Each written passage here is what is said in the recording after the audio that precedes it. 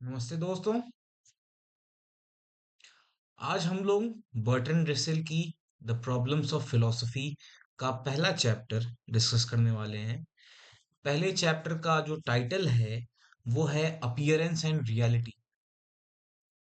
ठीक है। तो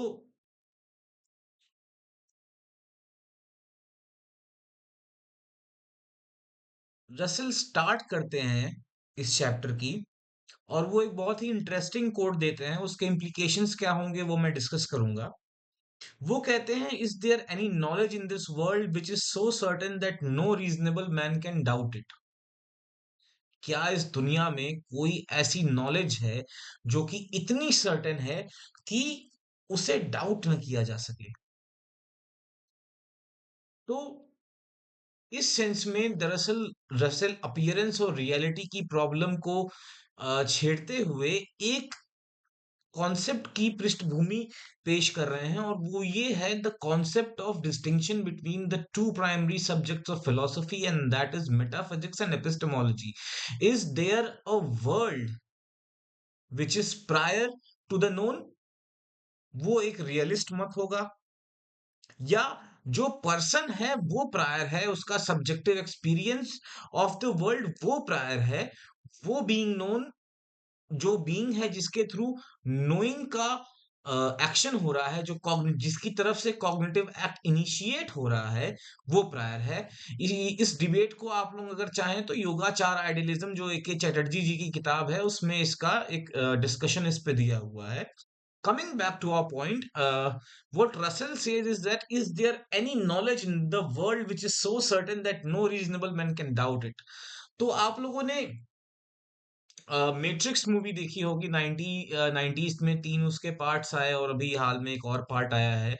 तो मैट्रिक्स मूवी का प्रेमिस जो है वो दरअसल, उसकी अगर चेन ऑफ थॉट आपको दिखाने की कोशिश करूं तो वो ये है कि सबसे पहले तो डेकार्ट ने सोचा कि क्या कोई ऐसा इविल डीमन हो सकता है जो कि मुझे ये इस दुनिया पे भरोसा करने पे मजबूर कर रहा है। वो डेकार्ट्स का इविल डीमन था। उसी को लेते हुए हिलरी पटनैम ने उसी थॉट एक्सपेरिमेंट को थोड़ा सा रीऑर्गेनाइज किया। उन्होंने कहा कि कोई एक इविल साइंटिस्ट है जो कि आपके ब्रेन को एक लाइफ सस्टेनिंग लिक्विड के वैट में डालकर रखा हुआ है, और सारी कंप्यूटेशंस चल रही हैं, और वो कंप्यूटेशंस आपको एक वर्ल्ड प्रोजेक्ट कर रही हैं, जैसा कि मैट्रिक्स मूवी में करते हैं, उन्होंने किया था। तो ऐसे सेंस में क्या आप वर्ल्ड को, जो आप परसीव कर रहे हैं, उस पे आप ट्रस्ट कर पाएंगे? सेंसेस हमें डिसीव करती हैं, इस पॉइंट को हम लोग आगे और डिटेल में समझने की कोशिश करेंगे कैसे। एक सेंसेस की जो नॉलेज है, जो है, जो सेंसरी नॉलेज है, जो है, वो हमेशा ट्रस्ट वर्दी नहीं रहती है। तो इस पे भी डिस्कशन होगा। क्योंकि जो नॉलेज का जो प्रेजेंटेटिव कैरेक्टर है वो सेंसेस की वजह से है, वो सेंसेस से आता है। जो नॉलेज के लिए जो इंफॉर्मेशन जो है, जो वर्ल्ड से जो कनेक्ट हो रहा है, जो नोवर है और जो वर्ल्ड है, उनके बीच में जो कनेक्टिंग मीडियम है वो है सेंसेशन, सेंस डेटम, जो कि आपके सेंसेस के थ्रू आ रही है। ठीक है। तो रसेल बहुत ही एक रेडिकल डाउट को लेकर के आते हैं, रेडिकल डाउट की पद्धति को लेकर के ये क्वेश्चन को लेकर के आते हैं। इस रेडिकल डाउट को बाद में डेकार्ट ने काफी पहले बहुत ही एक बिल्कुल फुल फ्लेज्ड फॉर्म में डिस्कस किया था, जो है अपना उनकी एक मेथोडोलॉजिकल इंक्वायरी को कार्टेशियन स्केप्टिसिज्म कहते हैं। और या उसको रसेल पेश करने की यहाँ पे कोशिश कर रहे हैं एक रेडिकल डाउट के नाम पे। और वो रेडिकल डाउट ये है, ये डिमॉन्स्ट्रेट करने की कोशिश है। Russell's aim Russell aims to demonstrate that radical doubt can challenge even the most evident assumptions of daily life. वो कह रहे हैं कि अगर आप ध्यान से अपने आसपास के वातावरण को देखें, अपने आसपास के कॉग्निटिव एक्ट को देखें, तो आप ये पाएंगे कि ये जो आप डेली लाइफ के जो आप assumptions लेके चलते हैं, ये कितना ही रियलिटी, जो फंडामेंटल लेवल पे जो रियलिटी है, उससे भिन्न है। कैसे भिन्न है वो हम आगे देखेंगे। इन द ओपनिंग चैप्टर ही सेट्स अप द सीन। अपने ओपनिंग चैप्टर में वो कहते हैं, I am quoting his words, I am now sitting in a chair at a table of a certain shape on which I see sheets of paper with writing or print. These seemingly obvious facts are open to doubt. अब वो doubt के लिए कैसे open है? As Russell moves around the table, he notices its color shift with his viewpoint, with brighter browns appearing in reflective areas. तो उनकी जो table, Russell कहते हैं कि आप एक छोटा सा एक्सपीरियंस ले लीजिए। रसेल बहुत ही ऑटोबायोग्राफिकल टाइप का लिखते थे, तो रसेल कह रहे हैं कि आप अपने आप को इमेजिन करिए कि आप एक टेबल पे बैठे हुए हैं, एक चेयर पे बैठे हुए हैं और आपके सामने एक टेबल है और उस पे कुछ शीट्स ऑफ पेपर रखी हुई हैं। तो रसेल कहते हैं कि आप जब एक एंगल से देखेंगे जहां पे कम रोशनी है तो आपको टेबल का एक रंग जो अलग नजर आएगा। जब आप उसको दूसरी एंगल से देखेंगे जहां पे ज्यादा रोशनी है तो आपको टेबल अलग प्रकार का नजर आएगा। तो जिसको आप टेबल समझ रहे थे वो आपको अलग अलग व्यू पॉइंट से अलग अलग नजर आ रहा है। This challenges the assumption of a single consistent colour. अब आप इसमें ये कैसे पता लगाएंगे कि टेबल का असली ब्राउन कलर कौन सा है? 2 मिनट इसे थोड़ा-सा टाइम लीजिए इसे सोचने के लिए। आप इस बात को कैसे पता लगाएँगे कि जो टेबल है उसका असली कलर क्या है? वो असली ब्राउन क्या है? वो है जो आपको ज़्यादा लाइट में दिख रहा है, क कहीं लाइट उसके साथ अफ़ेक्ट तो नहीं कर रही है? या वो जो आपको या वो जो आपको डार्क एरियाज़ में दिख रहा है, वो असली चीज़ है? फिर इस पे वो कहते हैं कि the colour is relational influenced by perspective angle and lighting. जो कलर है टेबल का, जो ब्राउन कलर है वो रिलेशनल है, मतलब कि अलग अलग लोगों को अलग अलग दिखाई देगा। फॉर एग्जाम्पल, अगर कलर ब्लाइंड एक इंसान है उसको आप कलर, एक विजुअल स्पेक्ट्रम होता है, उस स्पेक्ट्रम में कलर जो है वो रिवर्स हो जाते हैं जो है। तो आप अगर लाल रंग का सेब है जो है तो मे बी आप उसको पर्पल कलर का देखें जो कलर ब्लाइंड होते हैं। ठीक है? तो कलर का जो है जो डिस्टिंक्शन है जो है वो अलग-अलग लोग अलग-अलग अपने स्टैंडिंग पॉइंट से, अपने अलग-अलग उनका सेंसरी अपैरेटस कैसे काम कर रहा है उसके हिसाब से अलग-अलग व्यूइंग एंगल्स हो सकते हैं, अलग-अलग डिनोटेशंस ऑफ कलर हो सकते हैं, अलग-अलग डेमोंस्ट्रेशंस ऑफ वेरियस कलर्स हो सकते हैं। ठीक है? Russell observes that no two people can share the same perspective, casting the doubt on a single real color of the table. Russell कहते हैं कि आप अलग-अलग, आपका जो एक्सपीरियंस है वो अलग है, जो कोई और उसको देख रहा है आपके टेबल को अलग अलग एक पर्सपेक्टिव से, तो उसका जो एक्सपीरियंस है वो अलग है कलर को लेकर के। आप कुछ कहेंगे कि ये कलर इस रंग का, ये टेबल इस रंग की है, वो कुछ कहेगा कि ये इस रंग की है, डिपेंडिंग कि वो कहाँ पे खड़े हुए हैं। He argues that everyday reference to color reflects a typical observer's viewpoint but sees no reason to privilege this perspective over the other. आप ये कैसे डिसाइड करेंगे कि आपको जो कलर दिख रहा है वो असली कलर है या फिर दूसरे को जो कलर दिख रहा है वो असली कलर है? इसमें आप डिफरेंशिएट कैसे करेंगे? For Russell the common brown is not more real,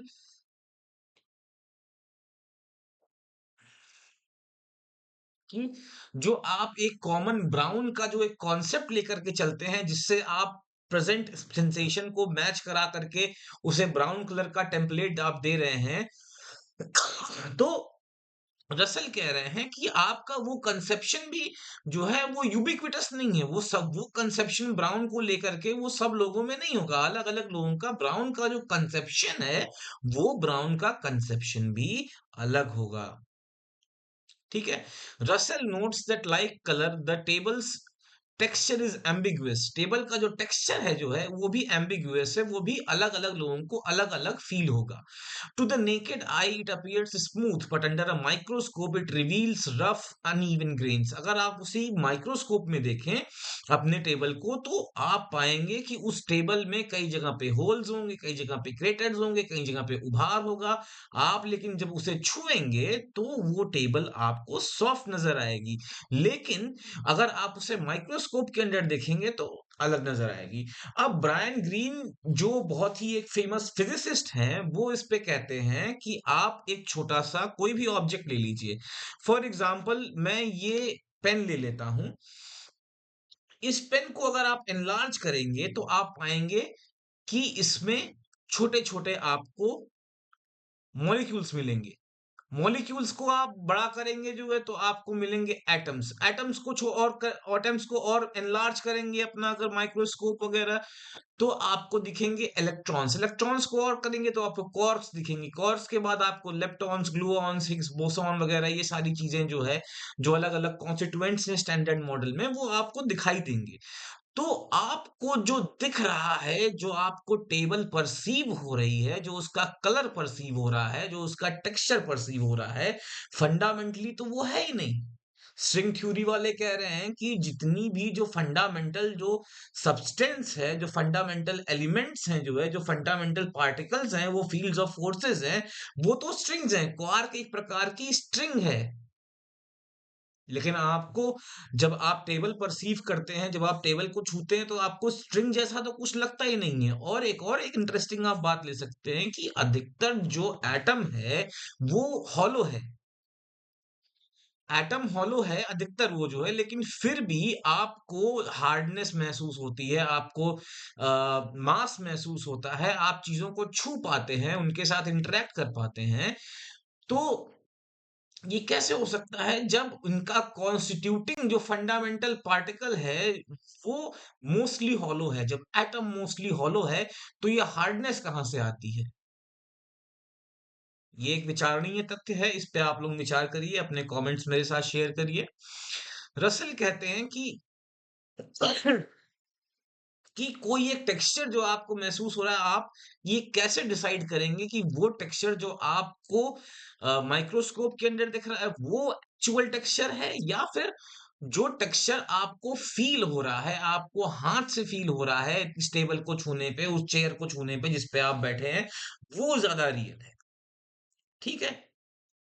similarly अगर आप अपने जो टेबल का रेक्टेंगुलर जो स्ट्रक्चर है उसे भी अगर आप एक एंगल से देखेंगे तो आपको मे बी वो रोम्बस नजर आए, किसी और एंगल से देखेंगे तो मे बी आपको स्क्वायर नजर आए। आप उसके बीच में बैठ के अगर आप उसको देखेंगे जो है तो आपको वो स्क्वायर नजर आएगा, आधा दो स्क्वायर्स में, जहां पे आप एक डिवीजन कर रहे हैं और उसके दो पार्ट्स विभक्त हो जाएंगे।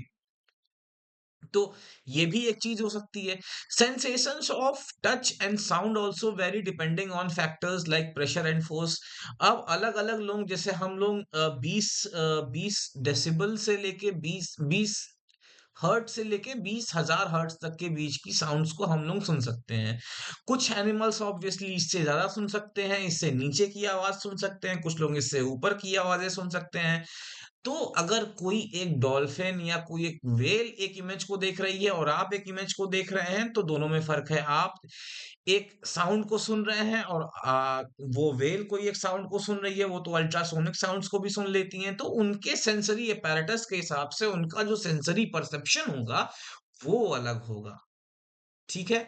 These observations highlight the distinction between appearance and reality, what things seem versus what they are। यहाँ पे रसेल एक बहुत ही इंपॉर्टेंट डिस्कशन, बहुत ही एक इंपॉर्टेंट डायकोटमी, बहुत ही इंपॉर्टेंट एक डिफरेंस को इनिशिएट करते हैं जो कि फिलॉसफी में है, और वो है अपीयरेंस और रियलिटी का। क्या आपको दिखता है और क्या असलियत है, क्या हकीकी सत्य है। what is the real truth and what is the apparent truth। ठीक है। Russell explains that in daily life we overlook these discrepancies because we infer the real shape and properties from sensory experiences। हम लोग जो ये real structure है वो उसे हम छोड़ देते हैं। तो अब हम एटम्स के लेवल पे हम डायरेक्टली उन बॉन्ड्स को हम नहीं महसूस कर पा रहे हैं। तो ये हमारे सामने, ये डेविड बॉम की थ्योरी थी कि ये हमारे सामने एक प्रोजेक्टिव यूनिवर्स को प्रेजेंट कर रहा है, क्योंकि एटम्स अधिकतर हॉलो है। तो हार्डनेस कहाँ से आई? तो एटम्स एक प्रकार का प्रोजेक्शन दे रहे हैं आपको, जो भी आप आसपास चीजें अपने देख पा रहे हैं। द रियल टेबल की प्रॉब्लम को लेकर के आते हैं रसेल, और वो कहते हैं कि Russell writes that the real table if it exist is not directly known to us but must be inferred from what we immediately perceive. हम असली टेबल को क्या समझ सकते हैं वो हमें दिख तो नहीं रहा है, लेकिन उसके परिणामों से हम उसे परसीव करने की कोशिश करते हैं, हम उसके इन्फरेंस से हम परसीव करने की कोशिश करते हैं। This knowable aspect which he call sense data. Sense data वो है जो आपके सेंसेस से जो आपको डायरेक्ट मिल रही है, जो आपको डायरेक्ट नॉलेज मिल रही है। Sense data are the elements directly experienced in sensation like a patch of red, while sensations are acts of experiencing। sensation जो है वो act of experiencing है, वो एक qualitative चीज है। लेकिन जो sense data है वो आपका एक जो इनिशियल प्रेजेंटेटिव जो एक इमेज बन के आती है आपको। फॉर एग्जांपल जैसे कि आपके सामने कोई एक ऑब्जेक्ट है, वो आपको एक लाइट में, एक पर्टिकुलर लाइट में एक पर्टिकुलर शेप का जो दिख रहा है, वो आपके सेंसेस को एक पर्टिकुलर काइंड ऑफ अपीयरेंस दे रहा है, वो चीज सेंस डेटा है। और जो सेंसेशन है वो उन सेंस डेटा के साथ आप एक्सपीरियंस कैसे कर रहे हैं, वो सेंसेशन है। जिसे आज के टाइम पे लोग कौलिया कहते हैं। What it feels like to see red, what it feels like to eat an apple, what it feels like to eat a candy. तो इस टाइप का जो सेंसेशन है वो आज के टाइम पे कौलिया उसको कहा जाता है, जो है उसके लिए कौलिया टर्मिनोलॉजी चैमर्स के बाद अब यूज होती है उन्हीं सेंसेशंस को रेफर करने के लिए, कि redness of red. Sense datum जो होता है उसको आप अलग एक एक एक साइकोलॉजिकल टेस्टिंग के साथ या फिर अलग अलग जो है पैमाने पे आप उसे मेजर कर सकते हैं। लेकिन जो सेंसेशन है उसे आप मेजर नहीं कर सकते। सेंसेशन के साथ एक क्वालिटेटिव एस्पेक्ट जो है वो जुड़ा हुआ है। ठीक है। Variations in sensation suggest that they do not reveal objects' reality, but mainly signify properties causing those sensations। जो आप अलग-अलग जगह पे, जो आपके वस्तु जगत में अलग-अलग प्रकार की वस्तुएं हैं जिनसे आप इंटरैक्ट करते हैं, वो दरअसल आप उनकी प्रॉपर्टीज के साथ इंटरैक्ट कर रहे हैं। फॉर एग्जाम्पल ये मोबाइल है, इस मोबाइल की स्क्रीन के साथ मैं इंटरैक्ट कर रहा हूँ। स्क्रीन की प्रॉपर्टी है कि इसमें लाइट आ रही है। टच स्क्रीन और की जो ये उसमें मोबाइल की स्क्रीन लगी है उसमें प्रॉपर्टी उसकी ये है कि वो केमिकल प्रोसेसेस को लेकर के, इलेक्ट्रोकेमिकल प्रोसेस को लेकर के एक इमेज पोर्ट्रे कर रहा है। तो जब मैं स्क्रीन के साथ इंटरेक्ट कर रहा हूं तो दरअसल मैं उसके एल्गोरिदम, उसके उस टच स्क्रीन से इंटरेक्ट कर रहा हूं। ठीक है। तो इससे बात क्या हुई? इससे बात ये हुई कि मैं जब रिएक्ट कर रहा हूं तो मैं प्रॉपर्टी देख रहा हूं। जब मैं चप्पल को देख रहा हूं तो चप्पल में मैं चप्पल एक एब्स्ट्रैक्ट कॉन्सेप्ट है, उसमें हम उसकी प्रॉपर्टीज के साथ इंटरेक्ट कर रहे हैं कि वो लाल रंग की चप्पल है, मान लीजिए उसमें लाल रंग का फीता लगा हुआ है, उसमें लाल रंग की सोल है, या फिर उसके तो हम एक्चुअल ऑब्जेक्ट के साथ नहीं इंटरेक्ट कर रहे हैं। जब हम सेंसेशंस की बात करते हैं तो वेरिएशन जो सेंसेशन में हो रहा है वो ये सजेस्ट करता है कि हम उनकी प्रॉपर्टीज के साथ इंटरेक्ट कर रहे हैं। जो सब्सटेंस है, जो ऑब्जेक्ट है, उसकी प्रॉपर्टीज के साथ इंटरेक्ट कर रहे हैं। इसके लिए हमारे इंडियन शास्त्रों में बड़ी ही एक गहन एग्जाम्पल के साथ जैन दर्शन में इस बात को प्रतिपादित किया जाता है। और वो जैन दर्शन में जो हमें ये देखने को मिलता है, वो हमें कहानी सुनने को मिलती है हाथी और 6 अंधे आदमियों की। 6 अंधे आदमी अलग अलग उस एलिफेंट की ही, उस हाथी की ही अलग अलग बॉडी पार्ट्स को छू करके एलिफेंट के नेचर को एट्रीब्यूट करने की कोशिश कर रहे हैं। तो आप भी क्या करते हैं, आप भी अपने एक्सपीरियंस के थ्रू प्रॉपर्टीज को जो है आप टच करते हैं, प्रॉपर्टीज के साथ आप इंटरेक्ट करते हैं और उन्हें ही आप मानते हैं कि वो ऑब्जेक्ट है। ठीक है।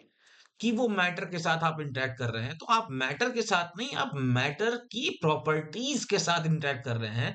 अगला जो डिस्कशन होगा वो हमारा मैटर पे ही होगा, लेकिन उसकी थोड़ी सी पृष्ठभूमि यहाँ पे एपिस्टेमोलॉजिकल पृष्ठभूमि बननी, एक ज्ञान मीमांसीय पृष्ठभूमि बननी जरूरी है। तो इसलिए हम लोग यहाँ पे सेंस डेटम और सेंसेशंस के बीच के डिफरेंस को हम लोगों ने समझा। सेंसेशंस जो है आपकी, वो आपको सेंस डेटा एक्सपीरियंस कैसे हो रहा है वो सेंसेशन है। और सेंस डेटा वो जो आपके सेंसेस के सामने जो प्रेजेंटेशन आ रहा है, for example a patch of red और अ राउंड ऑब्जेक्ट, वो सेंस डेटा है, और बाकी जो दूसरा है वो है सेंसेशन। ठीक है। Russell questions how we can be certain of the table's existence given that sensory knowledge of its reality is uncertain. हम टेबल की एग्जिस्टेंस को कैसे मान सकते हैं जबकि हम कोई टेबल तो परसीव कर ही नहीं रहे हैं, हम उसकी प्रॉपर्टीज को परसीव कर रहे हैं। जो हमारी सेंसेस हैं वो ऑब्जेक्ट की प्रॉपर्टीज को परसीव कर रही हैं, और वो प्रॉपर्टीज भी अलग अलग एंगल से आप देखें तो वो प्रॉपर्टीज भी चेंज कर रही हैं। ऐसे में आप किसी ऑब्जेक्ट पे, किसी अपने सेंसरी नॉलेज पे आप ट्रस्ट कैसे करें? तो आप यहाँ पे देख रहे हैं कैसे रसेल ने एक डेली लाइफ का हमारा एक छोटा सा एग्जाम्पल लेकर के कैसे हमारे जो बेसिक सेंसरी एक्सपीरियंस है उनकी यूबिक्विटी पे, उन पे डाउट करना हमें सिखाया कि कैसे ये जो टेबल आप जिसे महसूस कर रहे हैं वो कैसे अगर आप अलग अलग जगह से देखें तो वो अलग अलग है। और फिलॉसफी का यही काम ही है कि आपको आपके बेसिक इंप्रेशंस, आपको आपके बेसिक डेली लाइफ एक्सपीरियंसेस को एग्जामिन करना सिखाता है। ठीक है। तो अब यहाँ से सेंसेशन और सेंस डेटम का डिस्टिंक्शन से रसेल यहाँ पे टेबल के एग्जिस्टेंस की क्वेश्चन पे ही सवाल उठा देते हैं, और वो कहते हैं कि आप उस पे कैसे भरोसा कर सकते हैं कि आप कोई एक टेबल परसीव कर सकते हैं जब आपको सेंसेशंस जो हैं वो अलग अलग बन रहे हैं। आप किस पोजीशन पे खड़े हैं, आपका वैंटेज पॉइंट क्या है उसके हिसाब से। However, he argues that it is harder to doubt our awareness of sensations such as color or textures, which are tied to sense data. Thus, while the experience of table remains uncertain, our confidence in the sense data of daily experiences is justified. ये कहते हैं कि अपने sensations को doubt करना ये उतना आसान नहीं है, उतना आप किसी चीज को परसीव कर रहे हैं, इस चीज को डाउट करना उतना आसान नहीं है, या उसे डाउट करना मुश्किल है as compare to sense data. Sense data पे आप डाउट कर सकते हैं कि अगर आपको मान लीजिए रात का टाइम है और आपको रतौंधी है जो है, तो आपको नहीं दिखाई देगा क्लियर रात में। अगर आपको जॉन्डिस है तो आपका जो विजन होगा जो है वो पीले कलर का हो जाएगा, आपको चीजें पीली दिखाई देंगी पीलिया के रोग में।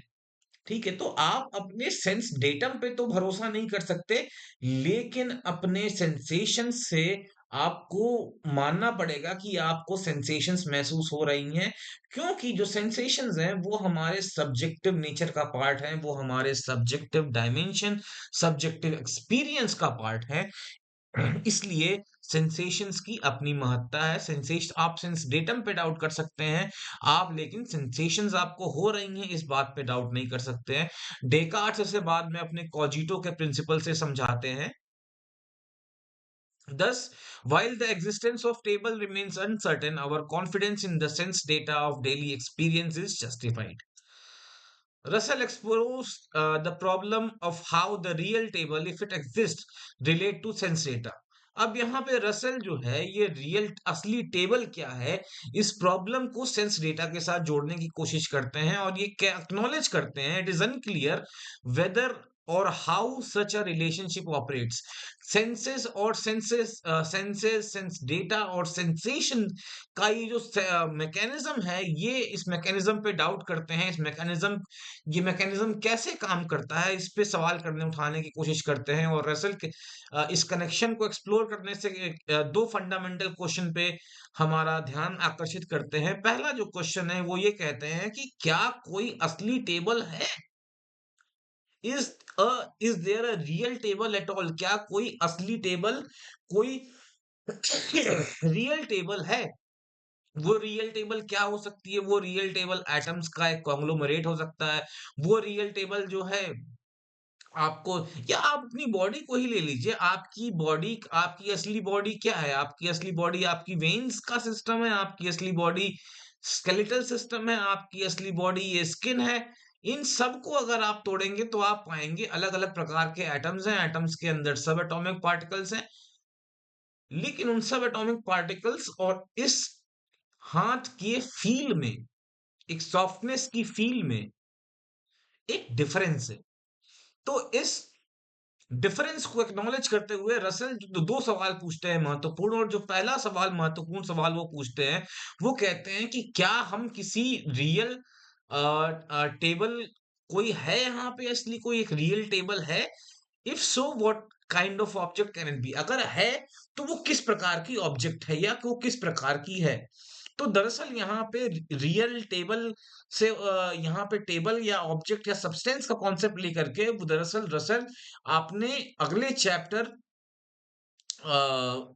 अपने अगले chapter the existence of matter की एक पृष्ठभूमि तैयार कर रहे हैं, और वो कहते हैं कि जो रियल टेबल है उसको इक्वेट करते हैं एक कॉन्सेप्ट ऑफ फिजिकल ऑब्जेक्ट और मैटर से। फिजिकल ऑब्जेक्ट और मैटर के कॉन्सेप्ट से वो इक्वेट करते हैं कि रियल टेबल क्या वो एक फिजिकल ऑब्जेक्ट या कोई किसी प्रकार का मैटर है, तो उस पे इंगित करते हैं। और फिर इसके बाद वो कहते हैं कि क्या कोई मैटर एग्जिस्ट करता है।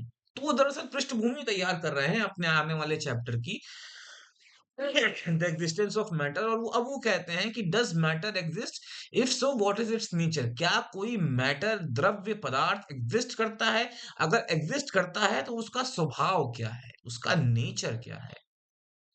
These concerns are central to understanding the relationship between physical objects and sense data.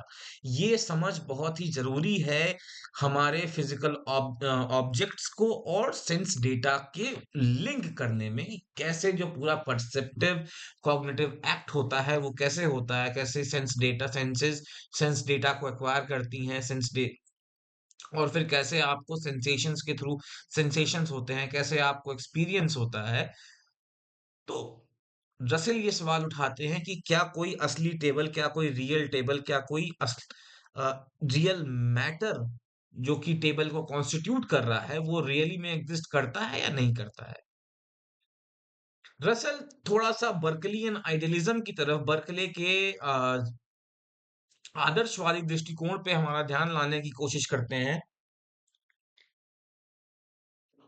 और रसेल बताते हैं कि बर्कले सबसे पहले थे जिन्होंने इस तथ्य पे हमारा ध्यान आकर्षित किया कि हो सकता है कोई मैटर एग्जिस्ट करता ही न हो।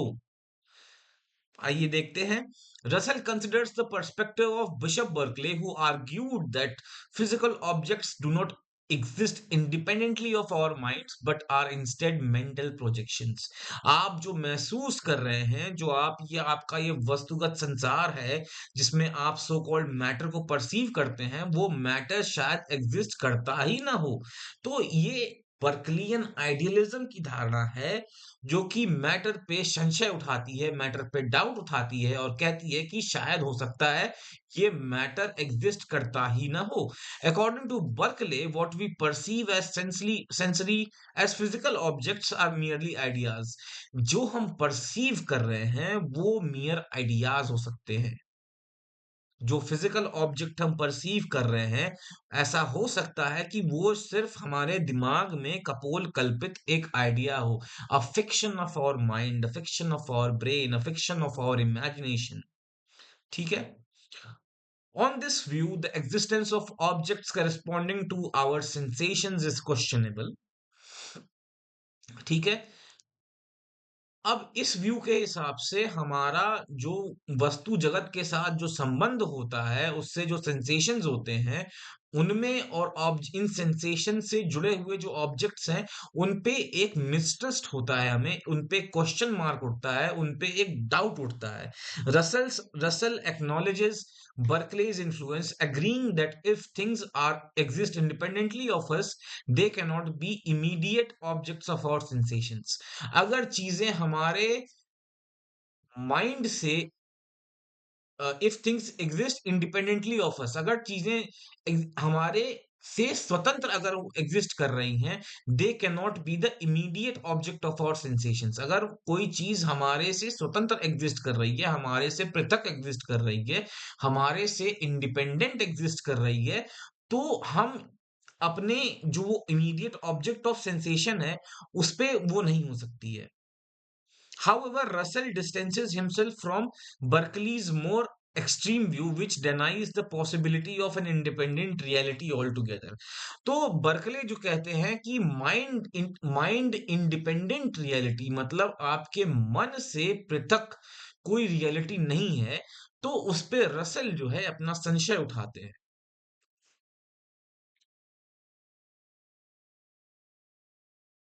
अब Russell introduces a distinction in the meaning of matter. While matter is commonly seen as something separate from the mind, taking up physical space and devoid of consciousness, Berkeley rejects this notion.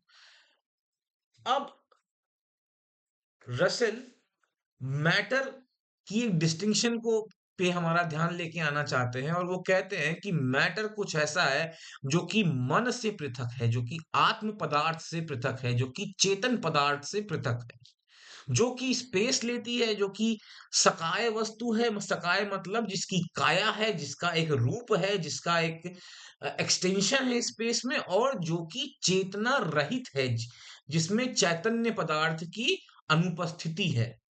Berkeley इस notion को reject करते हैं कि नहीं, matter कोई ऐसी चीज नहीं है, मैटर जो है वो माइंड डिपेंडेंट है। लेकिन रसेल जो है वो कहते हैं कि नहीं, ये ऐसा है। Berkeley does not deny the existence of matter in the sense of sense data, which suggests an independent existence. However, he argues that this independence depends on mind, specifically the mind of God. वो कहते हैं कि जो matter है वो हमारे sense data से matter को जो है वो डिनाई नहीं करते हैं कि सेंस डेटा ही नहीं होता है, कि हमें सेंस डेटा मतलब हमें हमारे सेंसेस के थ्रू नॉलेज नहीं आती है, ये वो डिनाई नहीं करते हैं। वो कहते हैं कि जब हम सेंसे ऑब्जेक्ट्स को जब हम परसीव नहीं कर रहे होते हैं, तो वो एक माइंड है, वो गॉड का माइंड है जो कि उनको परसीव कर रहा होता है। जब हम जब कोई ऑब्जेक्ट, फॉर एग्जांपल ये पेन, जब ये ऑब्जेक्ट हम परसीव नहीं कर रहे होते हैं, तो वो ऑब्जेक्ट माइंड में किसके होता है? गॉड के माइंड में होता है। जब इसे हम परसीव नहीं कर रहे होते हैं, तो ये ऑब्जेक्ट कहाँ एग्जिस्ट कर रहा होता है? गॉड के माइंड में। ठीक है। Berkeley believes that objects can persist when we are not perceiving them. Berkeley इस बात में तो मानते हैं कि माइंड डिपेंडेंट रियलिटी है। इसका मतलब ये नहीं होता कि माइंड से पृथक जब हम उन्हें ऑब्जेक्ट्स को परसीव नहीं करते, तो वो एग्जिस्ट नहीं करती। ऐसा बर्कले नहीं कहते हैं, लेकिन वो कहते हैं but they are not entirely independent of perception, they must exist in a mental realm. लेकिन वो परसेप्शन से पूर्ण रूप से पृथक नहीं है, वो परसेप्टिबल ऑब्जेक्ट्स के तौर पे आपसे वो बहुत पृथक नहीं है। दे must exist in a mental realm, कि वो एक मानसिक रेल्म में वो एग्जिस्ट करती होंगी। Therefore, the reality of objects like the table is seen as ideas in God's mind, existing independently but not as unknowable entities. जब आप चीजों को एक्सपीरियंस नहीं कर रहे होते हैं, तो वो गॉड के माइंड में होती हैं, वो गॉड का माइंड उन्हें परसीव कर रहा होता है। तो इस सेंस में वो इंडिपेंडेंट एग्जिस्टेंस को तो मानते हैं, लेकिन ऐसा है कि वो अननोएबल है तो नहीं, वो अननोएबल तो नहीं है, उसे परसीव कर सकते हैं। और यहीं से जो बर्कलियन डिक्टम आता है, to be is to be perceived एस्से एस्ट परसिपियाe, वो यहां से आता है। Berkeleyan idealism is just one example of the broader philosophical view that only minds and ideas are real. Berkeleyan idealism जो है वो एक पूरा प्रोजेक्ट है फिलॉसफी में, और वो प्रोजेक्ट क्या है? वो प्रोजेक्ट है आइडियलिज्म का। और आइडियलिज्म का जो स्कूल है वो ये कहता है कि माइंड और माइंड के जो आइडियाज हैं वही रियल हैं, वही असली रियलिटी हैं। इनके अलावा शायद कोई एक्सट्रीम फॉर्म में ये होगा कि इनके अलावा कोई रियलिटी एग्जिस्ट नहीं करती, और एक वीकर फॉर्म में यही आइडियलिज्म होगा कि जो रियलिटी एग्जिस्ट करती है वो माइंड डिपेंडेंट है, कंप्लीटली माइंड डिपेंड वो माइंड डिपेंडेंट है। माइंड कैसे परसीव आप कर रहे हैं वो उस पर डिपेंडेंट है। ठीक है। Supporters argue that anything that can be thought of must be an idea in the mind, meaning that if something is inconceivable, it cannot exist. ये कहते हैं जो सपोर्टर्स हैं जो कि बर्कलियन आइडियलिज्म को अडॉप्ट करते हैं, वो कहते हैं कि anything can be thought of must be an idea in the mind. जो कुछ भी आप सोच सकते हैं वो दिमाग में एक विचार के रूप में तो एग्जिस्ट तो करता ही होगा। अगर कुछ आप सोच नहीं सकते हैं तो वो एग्जिस्ट भी नहीं करता होगा। ये हमें मानने में थोड़ी परेशानी हो सकती है, लेकिन बर्कलियन आइडियलिज्म जो है वो यही कहता है कि अगर कोई चीज इनकंसीवेबल है तो वो एग्जिस्ट नहीं करेगी। अगर आप उसके बारे में विचार नहीं कर पा रहे हैं तो शायद वो चीज हो ही ना। ठीक है। Other philosophers such as Leibniz believe physical object dependent on being observed but not necessarily by God but by a collective mind like the universe itself. Leibniz जो है वो कहते हैं कि वो गॉड का माइंड नहीं है, एक कलेक्टिव माइंड है। वो जो यूनिवर्स है वो पैन साइकिस्ट पोजीशन को आर्ग्यू करते हैं और वो कहते हैं कि एक कलेक्टिव माइंड है जो है, एक कलेक्टिव माइंड है और वो कलेक्टिव माइंड चीजों को देख रहा है जब आप चीजों को नहीं देख रहे होते हैं। These thinkers rejected the notion of matter existing independently from the mind। ठीक है, तो ये माइंड इंडिपेंडेंट मैटर की एग्जिस्टेंस पे ये क्वेश्चन उठाते हैं। और जो लाइबनिज हैं वो believed physical objects depend on being observed, कि जो फिजिकल ऑब्जेक्ट्स हैं वो आपके ऑब्जर्वेशन पे डिपेंडेंट हैं, लेकिन गॉड उन्हें नहीं देख रहा, कोई एक कलेक्टिव माइंड जो है वो देख रहा है। फिर रसल की आखिरी टिप्पणियों के साथ हम लोग इस लेक्चर को खत्म करेंगे। Russell agrees with Berkeley and Leibniz से the real table exist but disagrees with idealist about its nature. Russell Berkeley और लाइबनिज के सिद्धांत के साथ एग्री करते हैं कि कुछ एक चीज जो कि रियल टेबल है वो एग्जिस्ट तो करती है, लेकिन उसका स्वभाव कैसा है, उसका नेचर कैसा है, इस पे वो डिसएग्री करते हैं। He acknowledges that most philosophers accept the existence of a real table and believes that our sense data are signs of something independent of us। वो कहते हैं, वो इस बात को एक्नॉलेज करते हैं कि अधिकतर जो फिलोसोफर्स हैं वो एक रियल टेबल की अवधारणा को तो एक्सेप्ट करते हैं और ये मानते हैं कि जो सेंस डेटा है हमारा वो हमसे पृथक, हमसे स्वतंत्र किसी एक इंडिपेंडेंट एंटिटी की ओर इंगित कर रहा है। जो सेंस डेटा है वो हमसे पृथक किसी एक एंटिटी की ओर इंगित कर रहा है। ठीक है। This real table causes the sense data when we are in right relationship to it. ये जो रियल टेबल है जो है ये हमारे सेंस डेटा के लिए जिम्मेदार होती है जब हम उसके निकट होते हैं, उसके समीप होते हैं। और जो कॉग्निटिव एक्ट के लिए जो रिक्वायरमेंट है, जैसे कि आपको अगर देखना है तो आप अंधेरे में नहीं देख सकते, तो एक लाइट का होना, आपका ऑब्जेक्ट के पास होना, ये सारी कुछ रिक्वायरमेंट है आपके और ऑब्जेक्ट के बीच में रिलेशनशिप को एस्टेब्लिश करने के लिए। He concludes by reiterating that the appearance we gather from our senses are signs to which we use to infer reality। तो ये जो सेंस डेटा है या ये जो अपीयरेंस का दुनिया है आपको जो कि आप फील कर रहे हैं, जो कि टेबल है जिसको आप एक अपीयरेंस की तौर पे देख रहे हैं, जिसको आप एक प्रकार का अनुभव कर रहे हैं, जो कि उसका परमार्थ सत्य नहीं है, वो उसका समृद्ध सत्य है। उस सत्य के साथ आप इंटरेक्ट कर रहे हैं, तो इसका मतलब कि एक रियलिटी जो है वो एग्जिस्ट करती है और ये इन इस बात का साइन है। ठीक है। थैंक यू दोस्तों। इसके साथ हम लोगों ने कंप्लीट किया आज का पहला अपना चैप्टर जो कि था अपीयरेंस एंड रियलिटी। आगे सेकेंड लेक्चर के लिए मैं स्लाइड्स और ये सब और तैयार करके आपके साथ फिर से पेश होऊंगा। अगर आपको कोई सवाल आप पूछना चाहते हैं या फिर आपके कुछ डाउट्स हैं, क्वेरीज हैं, या आपके कुछ सजेशन हैं, या आप अपनी वीडियोस बना करके मुझे भेजना चाहते हैं, तो आप मुझे मैसेज कर सकते हैं। Thank you.